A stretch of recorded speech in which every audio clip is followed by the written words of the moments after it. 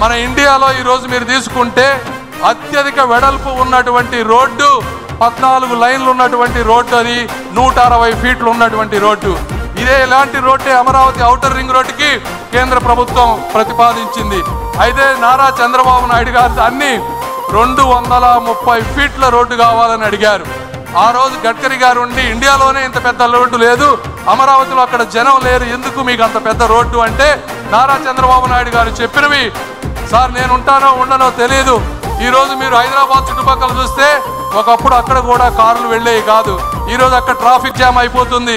అయితే నాకు తెలుగు జాతిపై ఉన్నటువంటి ఒక నమ్మకం, ఆంధ్రప్రదేశ్ ప్రజలపై ఉన్నటువంటి ఆ స్ఫూర్తిపై ఉన్నటువంటి నమ్మకం, ఈరోజు ఆంధ్రప్రదేశ్ ఈరోజు ఇలా ఉంటే ఉండొచ్చు, కానీ 25 సంవత్సరాల తర్వాత అక్కడ 1 ఎకరం భూమి కూడా మేము కొనలేం. కాబట్టి మీరు ఎట్టి పరిస్థితుల్లో దాన్ని 230 ఫీట్లు చేయండి. దీనికి అవసరమైతే నేను 1000 కోట్ల రూపాయలు మా రాష్ట్రం నుంచి వస్తాను, నేను చూడకపోయినా నా ఆంధ్ర రాష్ట్ర ప్రజలు ఈ రోడ్డుపై అనుభవించాలి అని చెప్పినటువంటి వ్యక్తి, దీనికి నేను ప్రత్యక్ష సాక్షి అని చెప్తా ఉన్నాను.